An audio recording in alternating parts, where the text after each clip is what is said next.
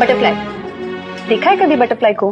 Park में जाते हो तो आप जब बटरफ्लाई के पास धीरे धीरे जाते हो और आप उसको टच करने वाले होते हो तो बटरफ्लाई क्या करती है? उसे अच्छा नहीं लगता, वो फ्लाई कर जाती है। डॉगी, कोई डॉगी अगर डॉगी आपको रास्ते पे दिखता है जिसको आप नहीं जानते और आपको वो भी नहीं जानता, लेकिन अगर आप उसको टच करने जाओ तो वो क्या करेगा?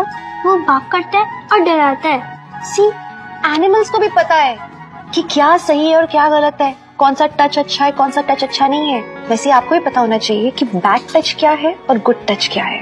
वो क्या होता है? देखो, कपड़े पहनने के बाद भी ऐसे कुछ बॉडी पार्ट्स है जो हमेशा ही दिखते हैं। इशिमा का क्या क्या दिख रहा है बताओ? हैंड्स, फेस, नेक, फीट। ये सब नॉर्मली दिखता है। क्षितिजा का भी यही सब दिख रहा है। सो अगर कोई इसे टच करे तो इट्स स्टिल ओके, लेकिन ऐसे कुछ बॉडी पार्ट्स हैं जिसको हम छुपा के रखते हैं। हम जिन बॉडी पार्ट्स को कवर करके रखते हैं वो हमारे प्राइवेट पार्ट्स हैं और उन प्राइवेट पार्ट्स को कोई टच नहीं कर सकता। क्षितिजा, कोई नहीं? कोई भी नहीं।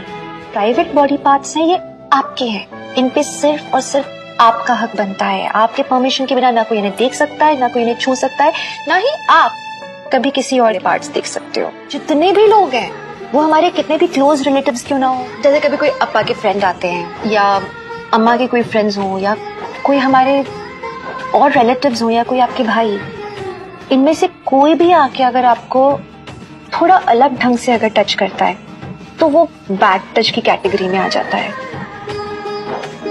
अब आप पूछोगे कि कैसे समझ में आएगा कि गुड टच और बैड टच क्या है? तो अप्पा जब आपको ऐसे करके हक देते हैं तो क्यूट सा, तो कैसा लगता है? और चिट्टी ने भी आपको हक दिया तो कैसा लगा? अच्छा लगता है। लेकिन कुछ लोगों के छूने पे अच्छा नहीं लगता है। अब कोई भी अगर आपको आपके प्राइवेट पार्ट्स पे छुए तो आपको बुरा लग सकता है, तब आपको मना करना चाहिए।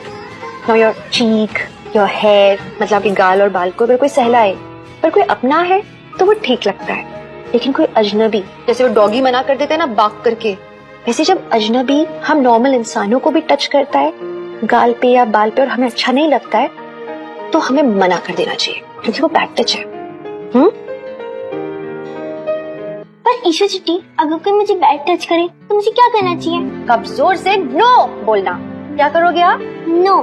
एग्जैक्टली, जोर से नो बोलना है आपको। अगर आपको कोई बोले कि ये हमारे बीच का सीक्रेट है और आपको टच करे गलत ढंग से और बोले कि अम्मा पापा को मत बताना, ये सिर्फ हम दोनों के बीच की बात है, तो जोर से नो बोल के वहां से भाग जाना और भाग के सीधे अम्मा पापा के पास आना और उनको बताना इस बारे में। क्योंकि ऐसी कोई भी बात नहीं है जो कि आप अम्मा पापा के साथ शेयर नहीं कर सकते। यू नो, अगर आपको कभी भी कंफ्यूजन होता है, आपको समझ में नहीं आता है कि क्या बात अच्छी है और क्या बात बुरी है, तो उस कंफ्यूजन को सॉल्व करने का सबसे अच्छा तरीका पता है क्या है? आप मन में ये सोचो कि क्या ये बात मैं अम्मा पापा को बता पाऊंगी? अगर आप वो बात अम्मा पापा को बता पाते हो तो वो बात अच्छी बात है। और दूसरी बात, अगर कभी कोई आपको ऐसे बोलता है कि ये सीक्रेट है और अम्मा पापा को नहीं बताओ, तो फिर तो 100% आप वहां से भाग जाओ और जाके सबसे पहले अम्मा पापा को बताओ। क्योंकि अम्मा पापा और आपके बीच में कभी भी ऐसी कोई बात नहीं होनी चाहिए जो छुपी हो। पर अगर कभी कोई ऐसा कुछ करता भी है ना आपके साथ, तो उसमें आप कभी गलत नहीं होगे। हमेशा याद रखना, अम्मा पापा, आपकी चिट्टी, पार्टी हमेशा आप पे बिलीव करेंगे, आपका ही साथ देंगे हम हमेशा। So you should always remember कि गुड टच क्या है और बैड टच क्या है। एक बात और है, अगर कभी कोई अचानक आया आपके पास और आपसे बोला कि अम्मा आपको बुला रहे हैं जल्दी चलो, लेकिन आप उसको जानते नहीं हो, स्ट्रेंजर है, तो आप क्या करोगे? या उसने बोला कि अम्मा पापा का एक्सीडेंट हो गया चलो चलो, तो आप भाग के उसके साथ चले जाओगे? नहीं, उसके साथ नहीं जाना है।